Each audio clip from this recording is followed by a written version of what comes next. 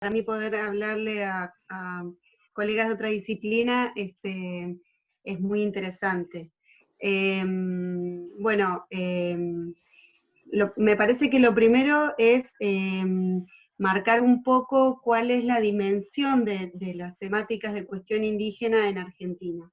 En Argentina casi 1 millón de personas se reconoce, 955.000 personas se reconocen indígenas o descendientes de pueblos indígenas, que es una cifra mucho más alta que, que proporcionalmente la cantidad de población indígena de Brasil, por ejemplo.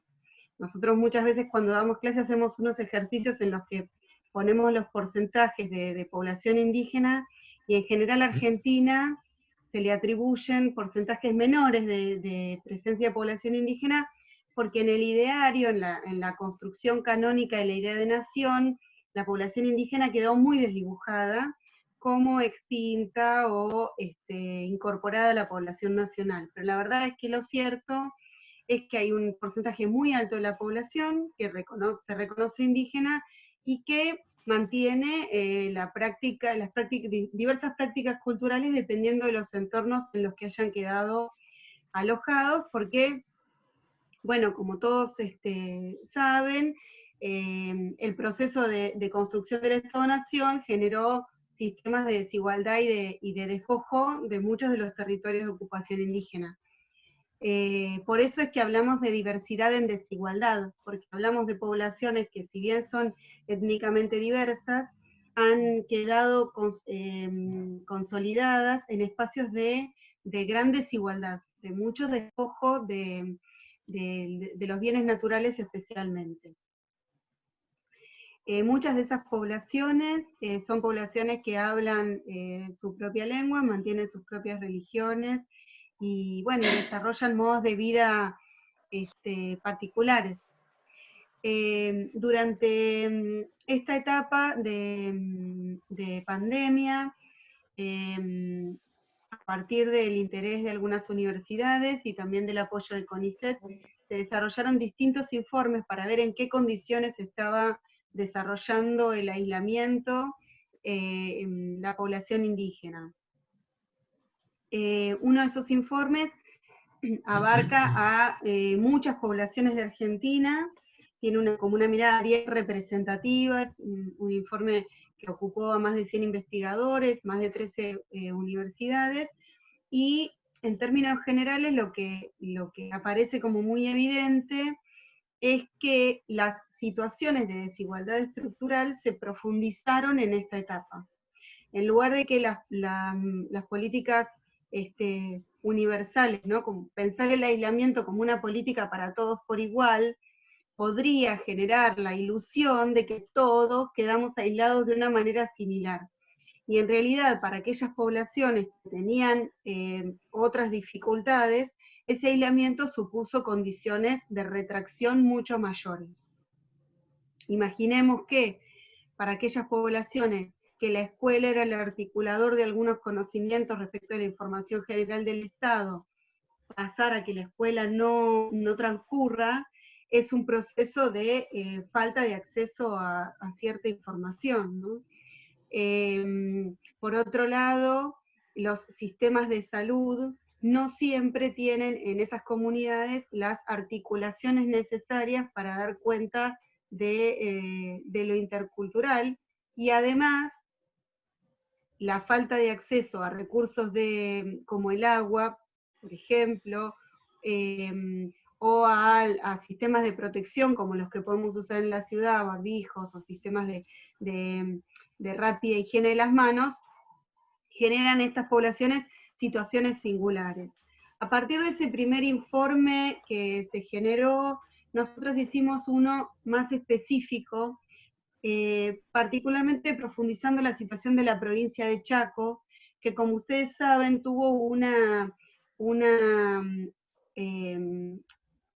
subida de casos muy temprana y una propagación muy temprana del COVID-19, y una propagación que tuvo cierto epicentro en las poblaciones indígenas, porque en el caso de Chaco, varias de las poblaciones indígenas viven en barrios del área periurbana, tanto de Sáenz Peña como de Resistencia, que son las dos localidades más importantes de la provincia de Chaco. Y en esos casos, lo que se pudo ver de un modo muy alarmante han sido situaciones de rebrote de racismo. Es decir, frente a una situación de mucho temor y de muchas dificultades para entender las situaciones a las que se están enfrentando las poblaciones en general, la reacción frente a la población indígena ha sido de mayor discriminación, tanto por parte de la sociedad en general como también de fuerzas del Estado, ¿no? Vimos, por ejemplo, situaciones de violencia policial exageradas, que no tenían ningún parámetro de vinculación con las situaciones que se estaban desarrollando, situaciones de violencia y de vulneración extraordinaria de los derechos, ¿no? En el caso de las poblaciones indígenas, particularmente en la provincia de Chaco es donde esto se hizo más evidente. En otras provincias lo que se mostró es que situaciones como por ejemplo el desmonte se mantuvieron estables frente a la situación de aislamiento. Las poblaciones se recluyeron, en muchos casos desarrollaron aislamiento de modo comunitario, pero las prácticas de tala, de depredación sobre el territorio de las empresas se siguieron manteniendo de forma estable. Con lo cual, las poblaciones sufrieron una doble vulneración, porque frente al aislamiento y la imposibilidad de comunicación seguían siendo vulnerados sus derechos territoriales, entre otros.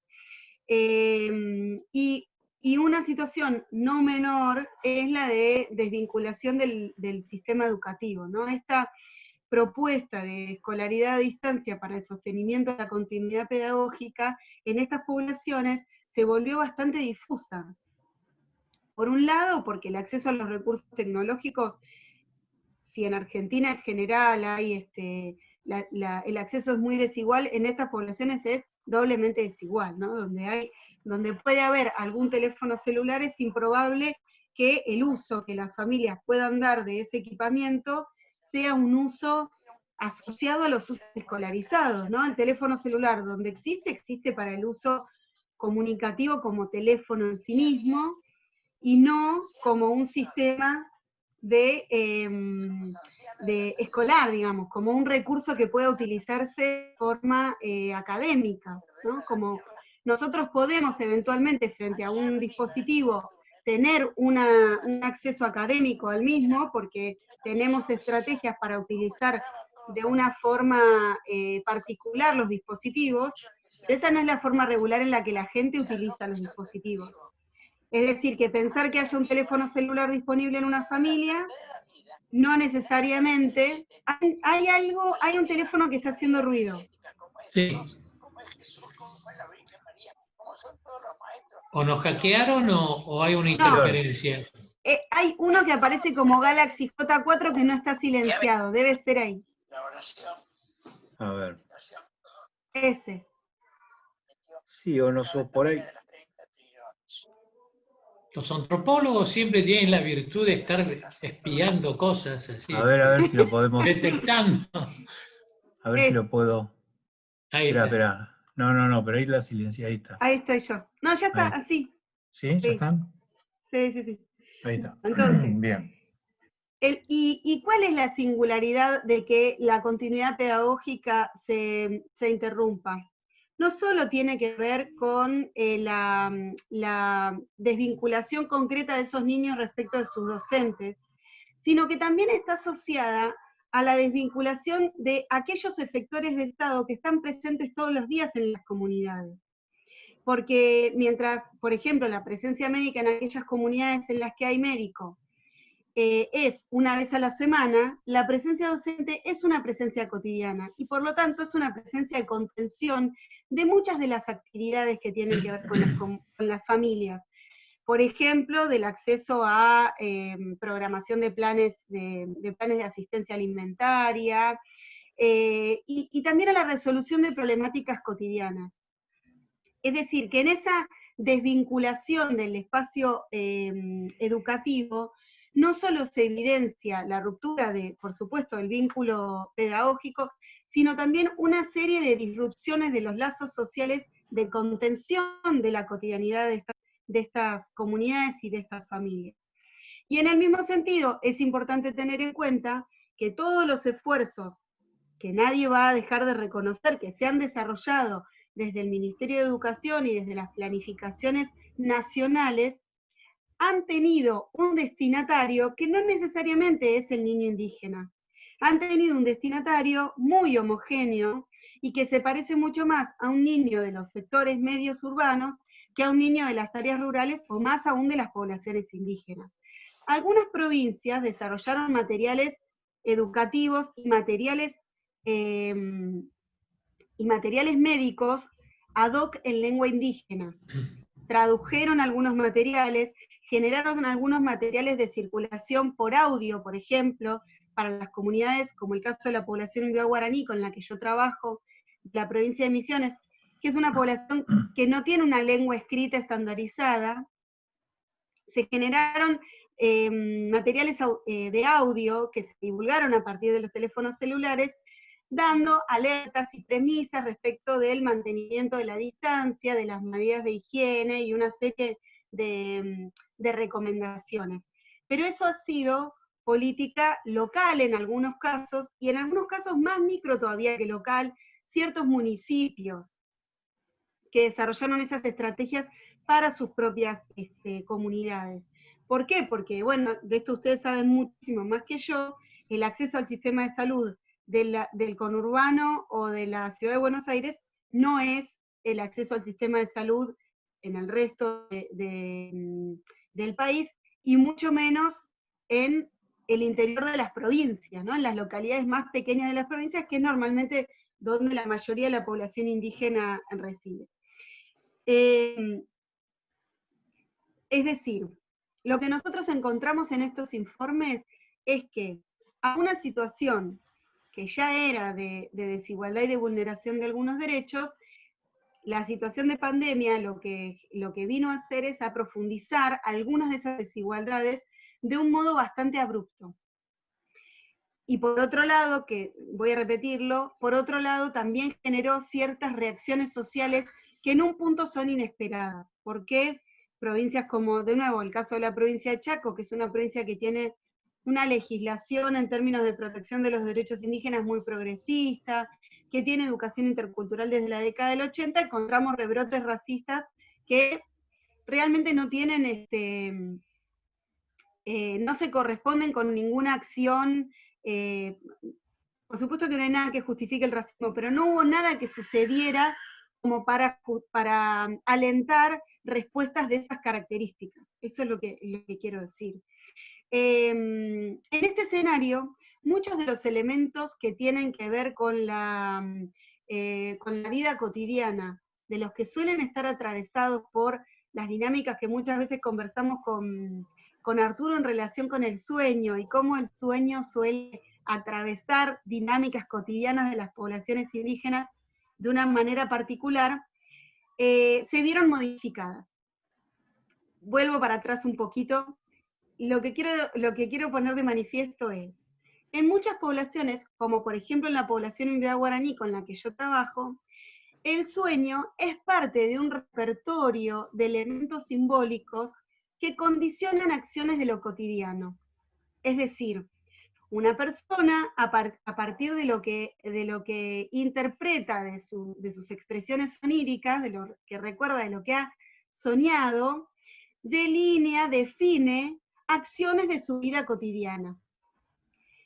Los nuevos escenarios que se presentaron a partir del distanciamiento han intervenido también en estas acciones. Por un lado, porque frente a escenarios de mayor nivel de quietud y de silencio, muchas de las acciones de la nocturnidad de las propias comunidades se vieron fortalecidas.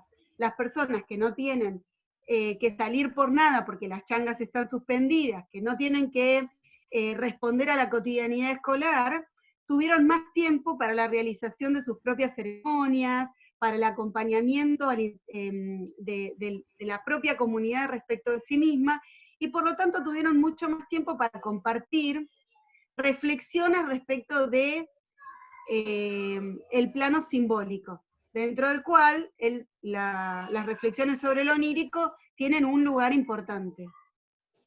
Y por otro lado, porque la nueva quietud en la que las comunidades se desenvuelven ahora, también les permite otros niveles de vinculación con su propia religiosidad. Voy a ir a un caso concreto para que esto se entienda más claramente. Yo trabajo hace 7 u 8 años específicamente en la localidad de Iguazú, con poblaciones indígenas que viven en la localidad de Iguazú. Muchas de esas comunidades, en esta etapa, en estos últimos años, más o menos desde 2005 hacia la actualidad, desarrollan acciones vinculadas con las changas asociadas al turismo.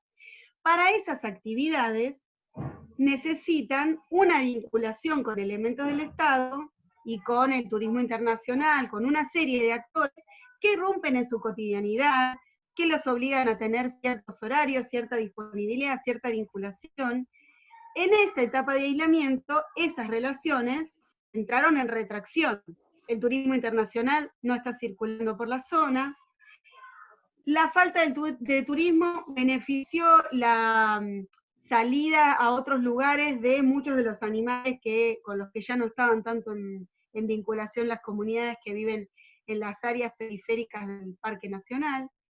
Y todas esas acciones han llevado a las comunidades a tener otras reflexiones y otros diálogos respecto de su propia cotidianidad.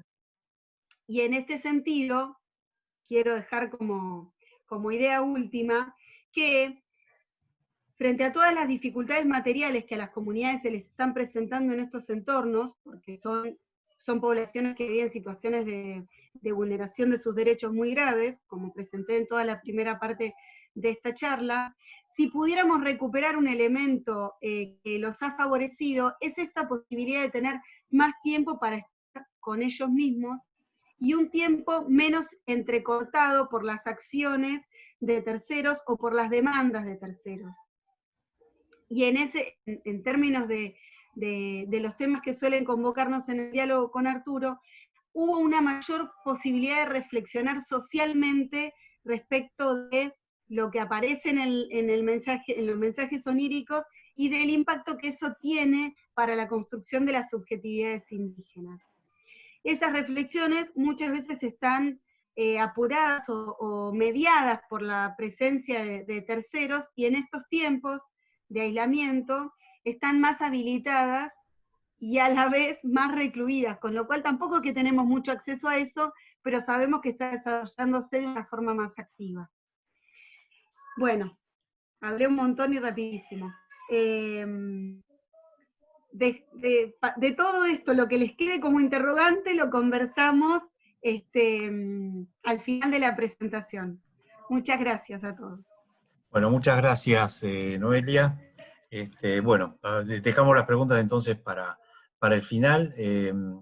Ahora vamos a continuar con el doctor Daniel Pérez Chada, creo que la mayoría conoce, pero de todas maneras vamos a recordar que es jefe del servicio de neumonología del Hospital Austral, director de la clínica de sueño de allí. Y bueno, haciendo un repaso un poco de lo que ha hecho, porque digamos, hoy la charla de él va a estar enfocada a alteraciones del sueño en poblaciones vulnerables.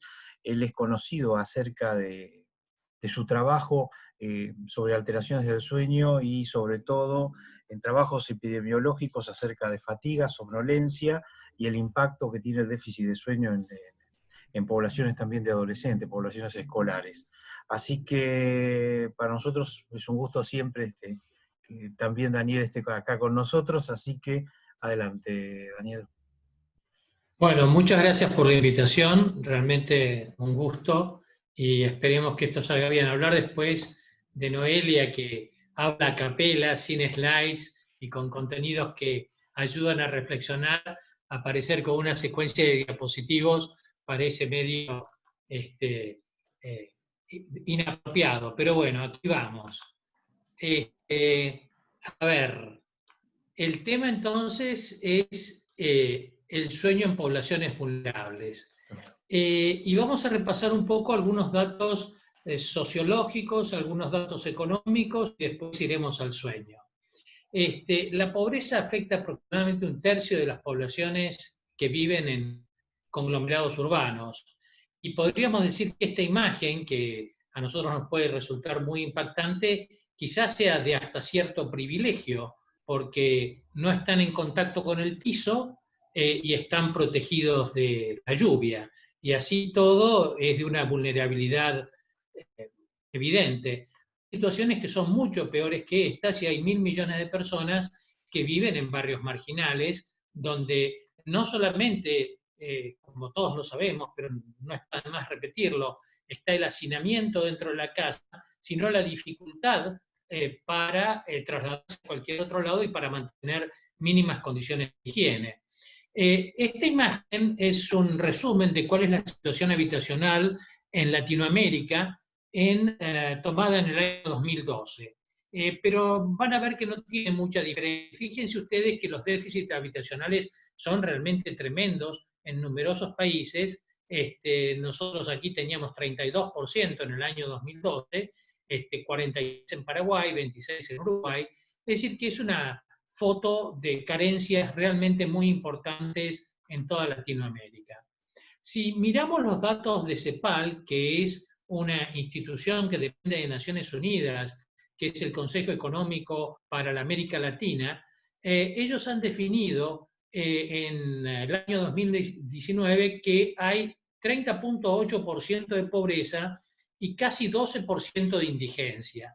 Estos números son realmente preocupantes, pero mucho más alarmantes es si uno ve la cantidad de años que llevamos con números estancados en el 30%. Bueno, en el 2002 hubo 45%, pero fíjense ustedes que no nos va nada bien y que la indigencia tiende a subir. Si miramos esto con una perspectiva de los países que tienen una marcada reducción de la pobreza, una reducción moderada, que no tienen cambios o que aumento, lo que es muy claro es que el ingreso laboral, que es lo que nos está faltando, que es esto que está aquí, es lo que marca las diferencias. Y la crisis del trabajo, que mucho tiene que ver claramente con el sueño, desde distintas perspectivas, sin duda es lo que nos pone en esta situación de vulnerabilidad global y sin duda impacta también en los hábitos de sueño. Fíjense ustedes, estos son datos de Argentina, tomados de Techo. Un Techo para mi país es una organización sin fines de lucro con la que nosotros hemos trabajado, y en el año 2016, fíjense, 74% de asentamientos, 20% de villas y un pequeño porcentaje de barrios populares que lejos están de estar cerca de los estándares habitacionales a los que uno desearía o a los que estamos acostumbrados. Y fíjense cómo es esta distribución en distintas provincias de la República Argentina. En la ciudad de Buenos Aires predominan las villas, 81% sobre los asentamientos, que son más precarios. Pero fíjense lo que son los asentamientos en el resto del país. Y en esto creo que la mirada de Noelia, que la veo que hace como que sí, me da mucha tranquilidad, que condice con lo que se ve en los trabajos de campo de la gente que es experta en este área. Es decir, que sobre este terreno de déficit habitacional, de vivir en la marginalidad, un grupo de personas se ocupa del sueño. ¿Y por qué es tan importante el sueño? Bueno, eso ustedes lo saben como expertos en sueño, pero fíjense algo que también está vinculado a lo que comentaba Noelia, el acceso al cuidado de la salud. No hablo de la salita, hablo del hospital. El 42% de la población tiene que recorrer más de 5 kilómetros, que no son de autopista ni de calle asfaltada, para tener acceso a la salud. Y si lo miramos desde la perspectiva de la educación primaria y secundaria, fíjense ustedes que 24% de los chicos tienen que recorrer entre 1 y 3 kilómetros habitualmente a pie o en situaciones de mucha incomodidad, y el 32% para la escuela secundaria. ¿Por qué tomo estos dos temas? Porque está claramente documentado que el acceso a la educación y el acceso a la salud son determinantes importantes de la calidad de sueño. Esto está escrito en varios lugares y después lo podemos observar.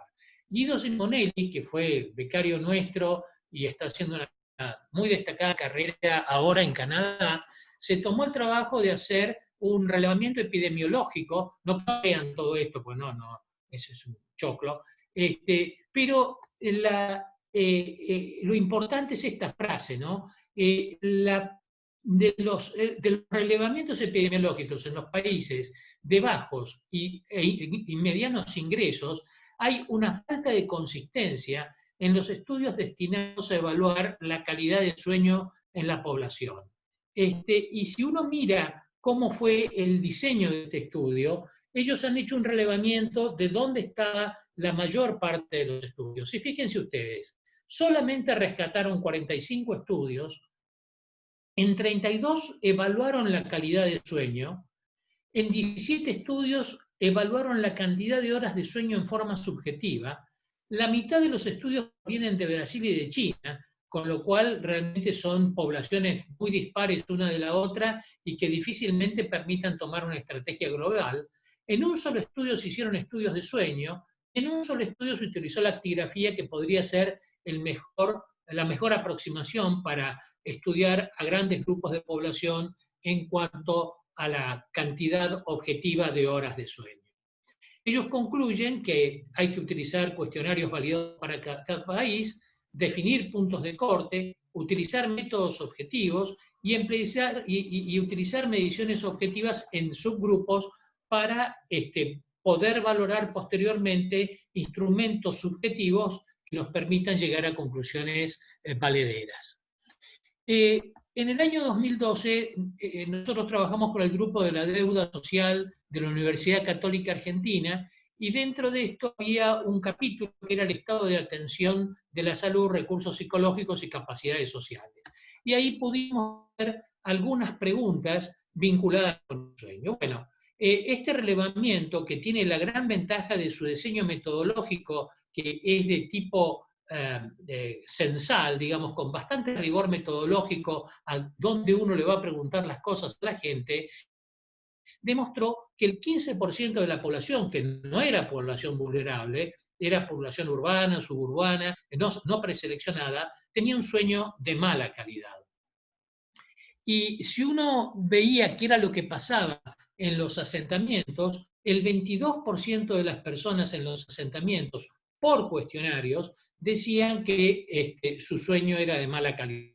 Y si miramos a la distribución de la cantidad de horas de sueño, menos de 6 horas de sueño o más de 10 horas de sueño, aquí ustedes ven la distribución en función de los distintos grupos. Si uno mira la situación socioeconómica en función de la calidad de sueño, ve que en los lugares de bajos ingresos, el 17.6% de la muestra mostró un sueño de pobre calidad, que mejoraba bastante y con una significación estadística cuando íbamos a la población de ingresos medios. Y la somnolencia diurna, por supuesto, acompañaba a esta tendencia. El nivel de educación, yo lo mencionaba anteriormente y aquí los números lo confirman, cuando el nivel de educación secundaria estaba incompleto, se dormía menos horas, probablemente porque aquí también había una gran presión laboral por trabajo poco calificado, que implica que la gente tenga que trabajar en la noche o que tenga que salir de su casa a la madrugada para llegar a una obra en construcción o a cualquier otro trabajo a las 7 de la mañana y pasarse 4 horas en un transporte público bastante inseguro de por sí en múltiples aspectos. Y si miramos la calidad del sueño, de nuevo encontramos una significativa diferencia entre los grupos que tenían una educación secundaria completa y el grupo de menor nivel educativo. Un Techo para mi País, como les dije, es una ONG que fabrica casas que están elevadas del nivel de la tierra unos centímetros y que tienen 18 metros cuadrados. Miren alrededor y traten de tener una idea de lo que son 18 metros cuadrados, ¿no? Tienen un techo de zinc y se construyen en 2 días. Eso hace que gente que vive en esta situación pase a vivir en esta situación. Y en este marco nosotros estudiamos la calidad del sueño en poblaciones vulnerables y cómo impactaba transferir a personas que viven en un asentamiento, en una casa, como la primera casilla que mostré, sobre el barro, a una casita de 18 metros cuadrados como estaba en la segunda foto. Se estudiaron 150 habitantes de villas de emergencia en el área metropolitana de Buenos Aires. Allí tienen la distribución por sexo y por índice de masa corporal. Fue una entrevista en la que se administró un cuestionario clásico para evaluar sueño, que es la escala de Pittsburgh, y una escala de calidad de vida de la OMS, y después se hicieron también encuestas, no encuestas, sino cuestionarios cualitativos, no cuantitativos, tipo focus group, y también se registraron datos de condiciones de vivienda, ingreso, educación, hábitos de sueño, entorno para dormir y riesgo cardiovascular. Fíjense ustedes, este es el colecho. El 35% de la muestra dormía con más de 2 personas aparte de la pareja. Si yo aquí pusiese la fotito del coronavirus, podríamos tener una imagen clarísima de cuál sería el impacto de la multiplicación de la pandemia en estas poblaciones que hacen colecho. Un 38% lo compartía con una persona más y un 26% no tenían colecho. El colecho, desde el punto de vista sociológico, es un marcador muy importante sobre condiciones habitacionales.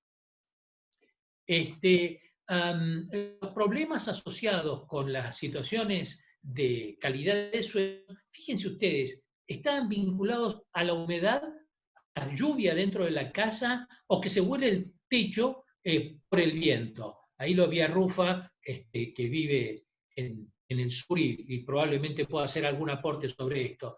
Pero cosas que uno no las va a buscar desde una perspectiva médica, no sociológica ni antropológica, pues no figura en nuestro tablero de intereses. Y esto a mí me sorprende, porque solamente uno hubiera esperado que el 100% de la gente dijera que tenía un mal sueño. Sin embargo, había un 23% de personas que decían que su sueño era de buena calidad.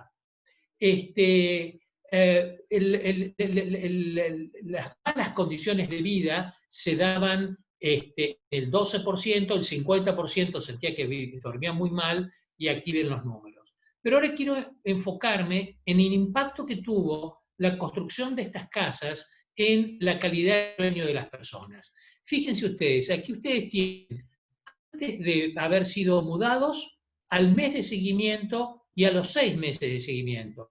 Y todos los indicadores de calidad del sueño, de latencia del sueño, de sueño breve, de eficiencia del sueño, de disturbios del sueño, del uso de medicaciones y de la funcionalidad durante el día, mejoraron en la medida en que estas personas eran trasladadas a una casa un poco más estructurada, digamos. Y aquí pasa exactamente lo mismo con calidad de vida y percepción de salud. Creo que este gráfico lo define mejor. Esta es la escala de Pittsburgh de calidad de sueño y esta es la escala de calidad de vida. Ustedes, no les voy a explicar lo que es el Pittsburgh, pero claramente cuando baja de 5 la situación mejora, y esto es lo que ha pasado con las personas al primer mes y a los 6 meses. Es decir, que no hubo un efecto placebo, sino que fue un efecto real que se mantuvo en el tiempo, al igual que la mejoría en la calidad de vida. Y aquí viene lo cualitativo, que es lo que decía la gente. La gente decía que tenían más paz. No era como antes, que no estaba tranquilo. Hay menos peleas, hablamos más, comemos en familia, digamos que estamos bien y contentos. Yo no voy a leer todo, esto lo pueden leer ustedes y creo que si les interesa va a quedar grabado. El ambiente era con pesadillas, no dormía directamente por escuchar un ruidito o por estar insegura, que rompan algo o entren. Les aclaro que estas casas son casi de madera balsa, es una exageración la mía, pero no es una casa de material que te proteja para que alguien pueda entrar. Bueno, hoy no te protege nada para alguien, bueno, pero eso es otra historia. Era miedo, por ejemplo, a veces se agarraban a los tiros, en un tiroteo la casa desaparece, y me da miedo. Y bueno, ahora estoy invirtiendo en la casa, no invertía en nada. Fíjense ustedes la cantidad de valores que la gente rescata con esta acción mínima desde el punto de vista del confort y máxima desde el punto de vista de poder ayudar a la decisión de una política pública. Y aquí viene lo que el sociólogo que trabajó con nosotros en este estudio definió como un circuito virtuoso, ¿no? Una nueva casa con más confort, con algunos bienes, tener una percepción de serenidad y de paz junto a la seguridad. Esto mejoraba la calidad del sueño, aparecían rutinas sociales, como por ejemplo comer juntos, digamos, una mejor convivencia social. Y esto llevaba a una mejoría de la calidad de vida y nuevamente repetir este circuito que se lo definió como el circuito de la serenidad. Otro aspecto, no sé si tengo tiempo, bueno, otro aspecto importante es la percepción de seguridad, y esto lo hemos estudiado con el mismo grupo, evaluar el impacto de la sensación de seguridad en el vecindario y en el hogar sobre el sueño. Se estudiaron 5.600 personas también desde el Observatorio de la Deuda Social de la UCA, y relacionamos la calidad subjetiva del sueño y su duración con la percepción de seguridad.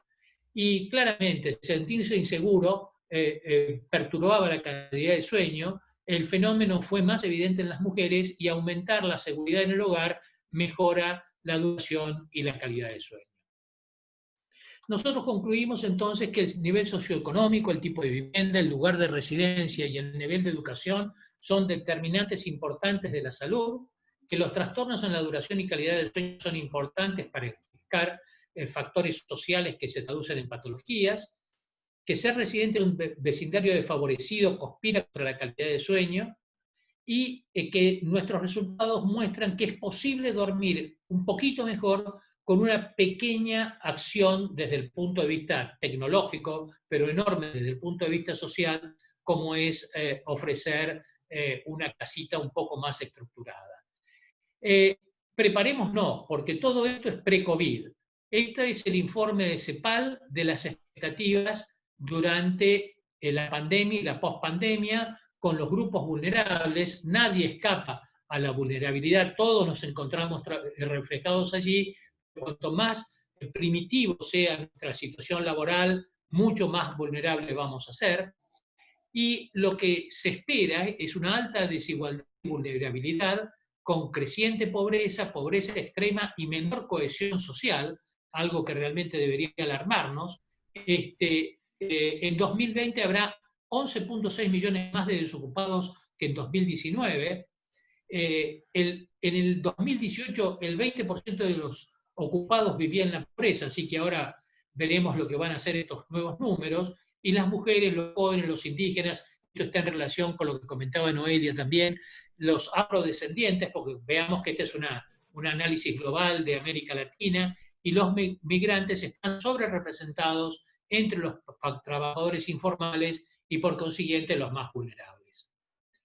Mayor desigualdad, esto no sé por qué lo repetí, y me quiero despedir con esta imagen de Antonio Berni en 1934, que se llama Los desocupados. A mí realmente esta imagen siempre me conmueve, más allá de que Berni me parece un fenómeno excepcional, es porque esta gente es muy pobre, tiene sueño, está triste, está abatida, pero no han perdido la dignidad. Nuestros nuevos desocupados creo que expresan una pérdida de la dignidad de la cual nosotros como sociedad, digamos, menos vulnerables, deberíamos hacernos cargo y tratar de transmitir estos mensajes a ver si los responsables políticos toman decisiones serias sobre esta situación catastrófica. Muchas gracias. Bueno, muchas gracias, Daniel, realmente muy bueno. Y bueno, abrimos el espacio para preguntas y para compartir lo que, digamos, lo que hemos visto en estas dos charlas, que realmente las considero realmente muy, muy lindas, muy importantes para... Y bueno, vamos a ver, ¿hay alguna pregunta? ¿Y hay alguien que quiera abrir esto? Yo quería preguntarle a Noelia si la discriminación racial surgía de la comunidad o de las autoridades. O, no de las autoridades, sino no, diferenciar a la comunidad del resto de los que toman decisiones. No, pero hubo en todos los sentidos.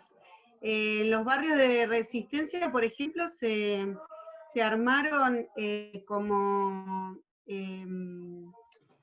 montículos de tierra separando los barrios indígenas del resto de la ciudad.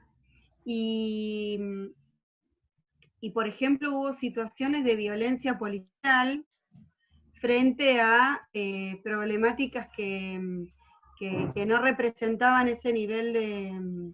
hubo situaciones de abuso policial. Sí, algunas de las situaciones son bastante alarmantes.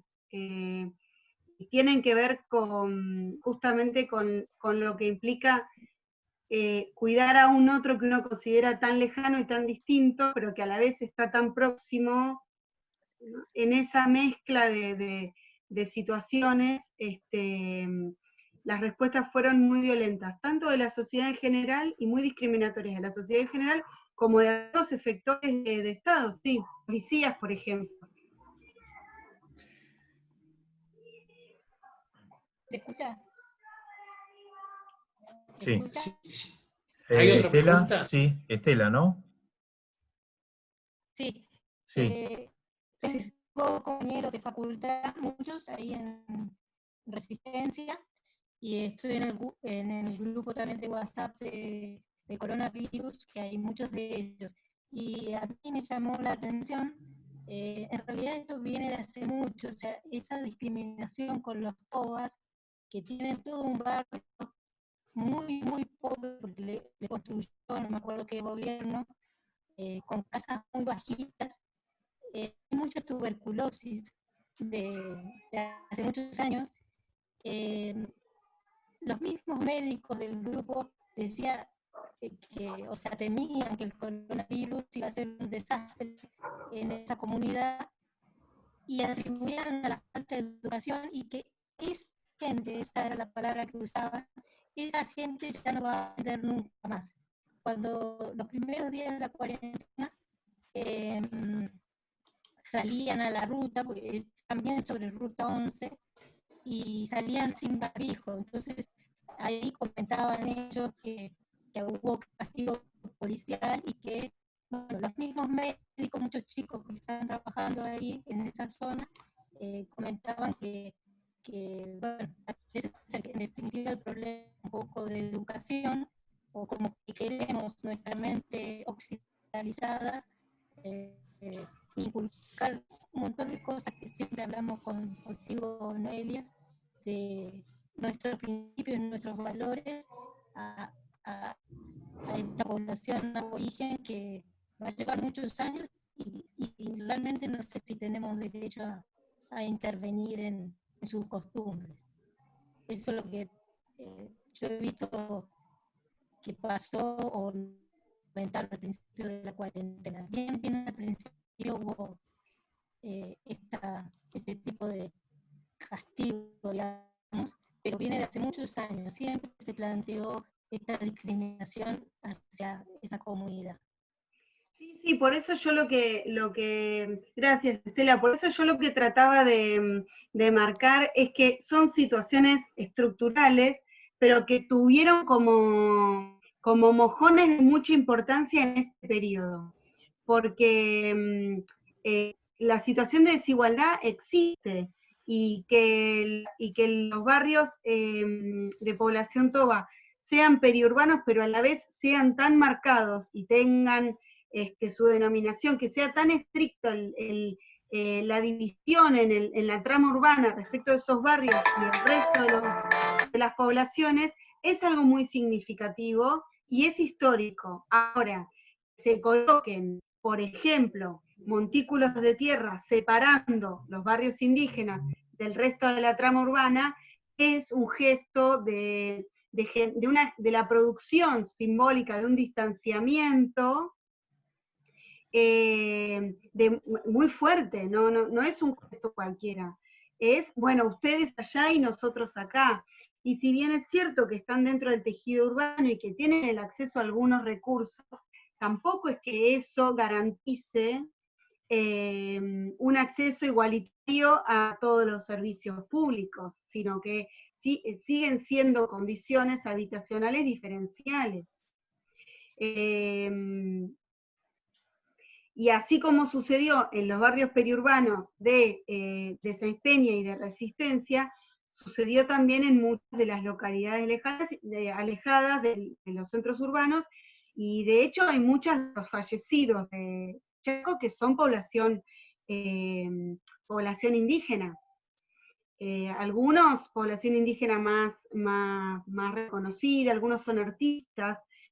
Por ejemplo, dos de los miembros del Chelalapi, que es un coro de música muy reconocido, de música todo muy reconocido. Pero bueno, sí, la verdad es que las situaciones han sido de niveles de discriminación muy singulares. Por eso lo quería remarcar, porque de una situación de conflictividad, la respuesta fue una respuesta de acrecentamiento de las desigualdades existentes. Sí, inclusive de acuerdo con sí, Mirta, ahora, de acuerdo con la reflexión de Estela hace un ratito que decía hasta qué punto la sociedad nuestra, digamos, tiene derecho de intervenir en la forma que interviene. Y es todo un problema. Y como lado bueno, digamos, si uno quiere ver un poquito de... ellos económicamente están mal, la salud o lo que nosotros, y educación que les pretendemos brindar es la nuestra, pero no es la que ellos sienten como propia o digamos culturalmente que les sirva. Pero algo a favor es que el aislamiento a ellos no fue tan severo como el que uno ve en digamos, en nuestro medio. Yo lo que veo, ellos al acercarse más, quedar más aislados y volver a su costumbre, me parece que esa es por lo menos una buena, entre comillas, digamos, dentro de todo lo mal que están, ¿no? Sí. Ahora te escucho, Mirta, pero para agregar algo a lo que vos decís, Arturo, es que el punto de inflexión ahí es qué estamos pensando por intercultural. Intercultural es que nosotros les contemos nuestra forma de vivir o que pensemos que todos tenemos algo para aportarnos. Intercultural es vis a vis. Si intercultural es una política que desarrollamos desde el ámbito urbano para las poblaciones indígenas, y estamos fritos, porque lo estamos pensando como una compensación, como un acercamiento a estos otros de un conocimiento que seguro que está muy bien. Y la verdad es que si pensamos lo intercultural de esa manera, es porque creemos que lo que ellos tienen para aportar a nosotros no nos va a sumar. Mirta. Hola. No, me quedé pensando, Noelia, porque en esto de la valla, digamos, de tierra, porque bueno, nosotros cuando empezó la cuarentena tenemos una casa en Ezeiza, y estábamos allá. Entonces el intendente Granados, al poco tiempo, levantó una muralla de tierra y dejó solo un pequeño acceso, digamos, a los barrios de Ezeiza. Con lo cual, según él, digamos, nos protegía, pero la sensación, digamos, de vivir dentro de esa muralla, realmente fue horrible. O sea, fue, aparte, o sea, eran todos como enemigos que no dejaban entrar desde la ciudad a Ezeiza. O sea, se originó una sensación que ni bien pudimos, nos volvimos, porque era como un gueto, o sea, era como una cosa muy opresiva. O sea, lo digo porque como vos hablaste de esta valla, ¿no?, de tierra, qué sé yo, apareció en todos lados, así que es de conocimiento público, pero realmente simbólicamente uno se queda atrapado ahí. Claro, y vos pensás que vos lo viviste con ese nivel de distanciamiento y de preocupación, sabiendo que no era una muralla que estaba estableciendo para con vos una discriminación, sino que era en cierta medida para protegerte. Imagínate si el proceso fuera el inverso, si te hubieran amurallado, pero para que vos no seas vector de vinculación con el resto de la sociedad. Como proceso es un proceso muy fuerte. Y además considerando que Chaco es una provincia que, como les digo, tiene una política, una serie de reglamentaciones de organización del vínculo político con las poblaciones indígenas muy progresista, y provincias muy próximas como Misiones, que es el caso que yo más conozco, que tiene una legislación muy pobre, muy reciente, políticas muy deficitarias, no vivió esas situaciones de discriminación. Ahí hay algo de cómo se construye la distancia social a lo largo del tiempo que generó, en algunos casos particulares, estos niveles de discriminación. Es algo que tendremos que pensar como sociedad también. Sí, sí, sí. No sé si puedo hacer otra pregunta. Dale, dale. Para Noelia. No sé si lo han investigado esto, pero digamos, ¿tienen, digamos, algún dato o alguna aproximación en estas poblaciones indígenas? O sea, si ha habido un cambio en el contenido onírico, digamos, porque ellos trabajan mucho con sus sueños, como vos dijiste. O sea, esta situación de pandemia, o sea, ¿hacen referencia, digamos, a algún cambio? Mira, yo en este tiempo, como obviamente no puedo viajar, lo único que pude mantener son conversaciones y charlas y a través de WhatsApp, porque yo me estuve comunicando para ver cómo estaban, qué pasaba, en qué situación se encontraban, ¿no? En el caso de Iguazú, que es con el que yo mantengo el mayor diálogo, lo que ellos más manifiestan es el silencio, porque imagínate que el ambiente ese selvático, todo atravesado por turismo internacional y por los aviones, Iguazú tiene una frecuencia de aviones muy fuerte, y el aeropuerto está muy próximo al Parque Nacional, y las comunidades son lindantes a uno de los laterales del Parque Nacional. Entonces, para ellos la situación de silencio y de transformación aunque ellos viven en un ambiente muy selvático que para nosotros sería como están en el ambiente ideal, ¿no? Pero así todos ellos encuentran que estas transformaciones de menor circulación de gente incrementaron el silencio, y por lo tanto, desde el punto de vista de ellos, la posibilidad de mayor comunicación con los dioses, que es lo que se genera en el espacio onírico, ¿no?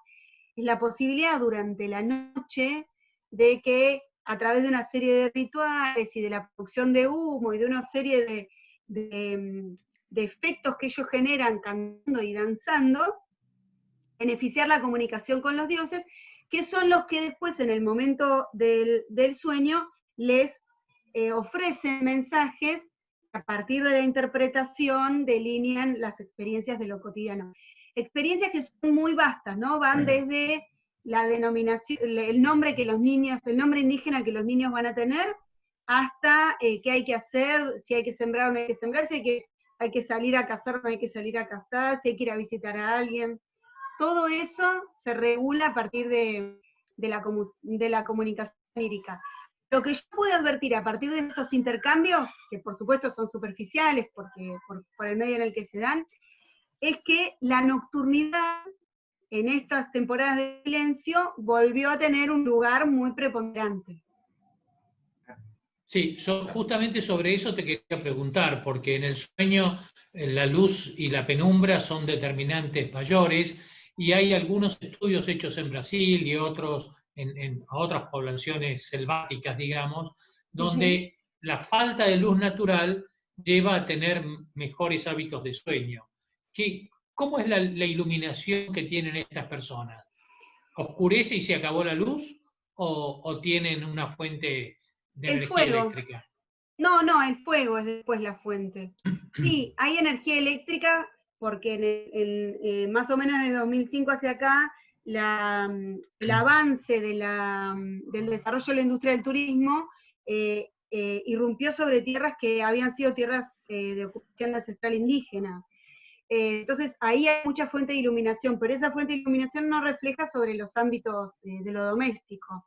Y por la característica de la vegetación selvática, es muy fácil que se genere oscuridad en realidad. Una vez, el sol es muy fuerte, pero una vez que el sol baja, la magnitud de la vegetación genera penumbra muy rápidamente. El paso del día a la noche es siempre muy rápido. ellos en general iluminan a partir del fuego porque el fuego forma parte de las experiencias, además de las experiencias religiosas, ¿no? Claro. Y en ese sentido, el fuego como forma de iluminación interviene en las propias experiencias. El fuego en general no ingresa en los ámbitos domésticos, en el interior de las casas. No, claro. Y un elemento más a tener en cuenta, que es muy disruptivo para ustedes que estudian sueño, es que no, en el interior de las viviendas no hay camas.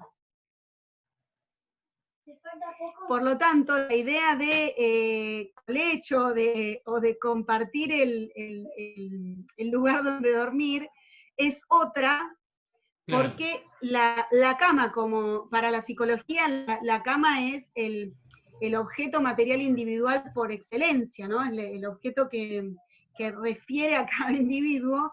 Bueno, en estos ambientes domésticos no es así.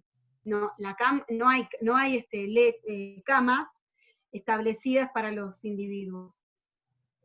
Se duerme sobre distintos materiales, dependiendo las características de cada vivienda.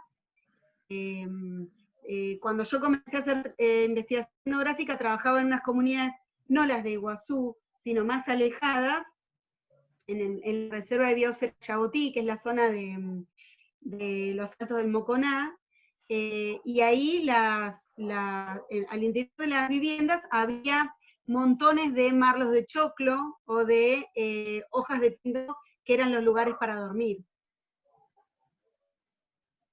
Pero no son camas en el sentido que... No, está claro. Cualquiera... Es la cama de su cultura. Claro.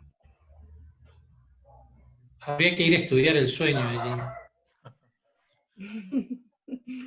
Habría que profundizar en eso, claro.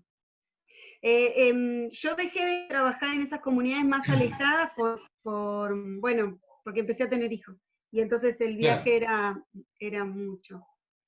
Es que hay toda una discusión con respecto a la reducción de las horas de sueño nocturno como consecuencia de la prolongación artificial del día con la luz natural.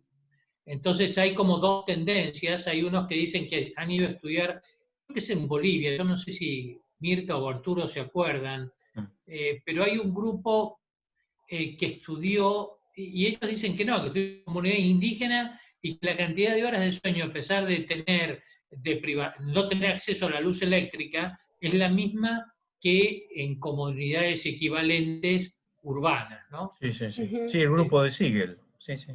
Siegel. Sí. Ahí está. Sí. Pero hay otros que dicen que no. Claro. Charlie Czeisler dice que no. Él cuenta siempre una anécdota que le fue a preguntar cómo hacía para dormir a la gente. Y a qué hora. Y no, nos vamos a dormir cuando se va la luz. Entonces, el ciclo de sueño era desde que se va la luz hasta que amanece. Claro, acá es incluso menos, porque las ceremonias religiosas comienzan cuando cae el día. Entonces, hay un montón de horas de nocturnidad que se ocupan en la ceremonia religiosa. Muy bien. Un comentario, Daniel. Hay cosas más interesantes que Netflix. Sí. Daniel, un comentario, ese diapositivo de la realidad en América Latina de déficit habitacional del 2012 es terrible. Sí, eso es una cosa que realmente... Ese es el Banco Mundial. Sí. Realmente es alarmante.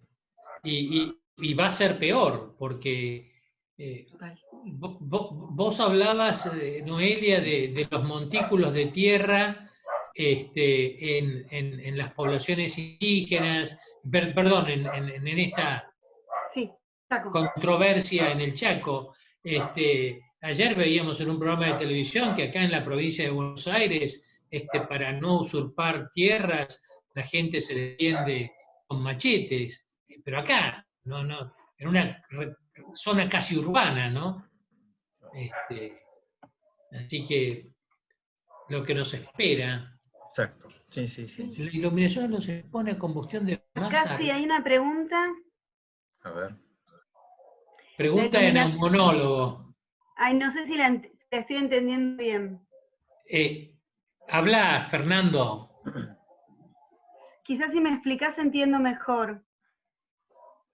Si no habla Fernando, hablo yo. Está Marcela también. Pero, Hola. No, ¿está el tema es Fernando? que... Sí, aquí estoy. Hola. Hola. El tema es que el fuego, digamos, genera combustión de biomasa y eso los hace inhalar cosas que no, un aire que no es limpio, digamos. Sí. Eso por un lado. Y por otro lado, todos sabemos, bueno, que el sueño también, para el sueño ayuda la disminución de la temperatura corporal. Y al estar con el fuego, eso, digamos, podría estar entorpecido, quizás. Son preguntas que me hago. El fuego este del que yo hablo es en los espacios abiertos, afuera de las casas, en los patios. Cuando si el fuego ingresa a la vivienda, que es un fuego muy, muy menor, no es un fuego que genere humo. No obstante, en la ceremonia religiosa es muy beneficioso producir humo, así que ellos sauman, porque eso se usa también para sanar desde el punto de vista indígena.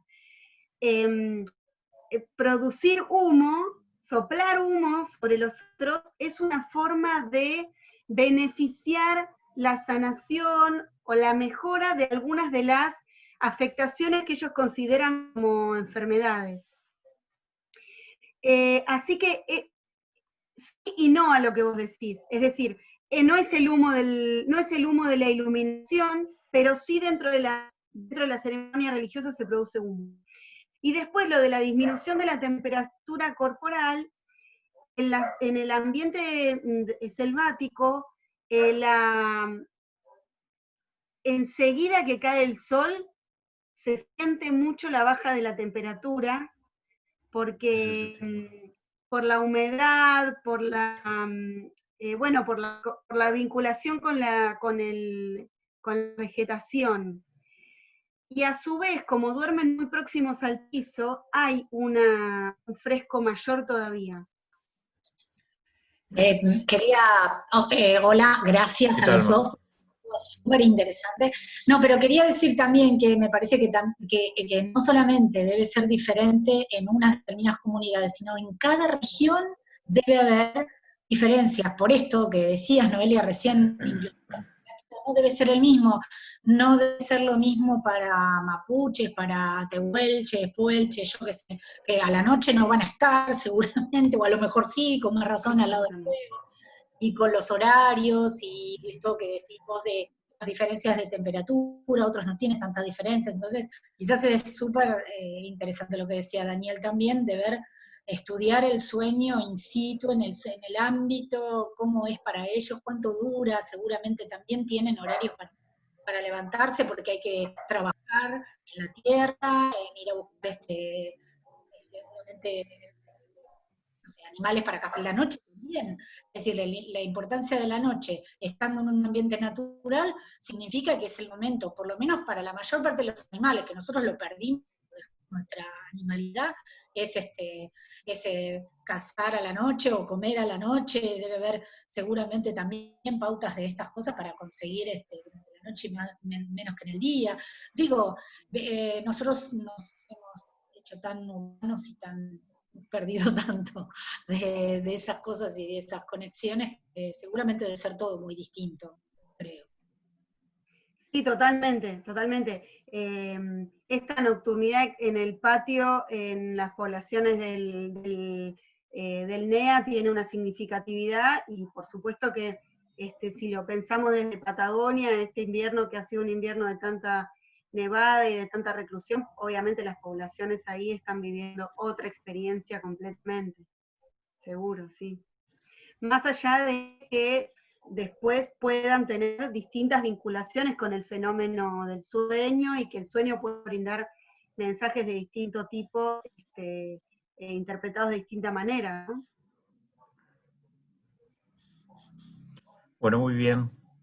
Bueno, muchas gracias, Noelia y Daniel. A ustedes, Muchas gracias a ustedes. muchas gracias. Bueno, esto va a estar, lo estamos grabando, así que va a estar en la página pienso en el transcurso de la semana. Bueno, muchas gracias de vuelta. Chau, Chau, y bueno, hasta buenas pronto, noches. gracias. Chao, gracias.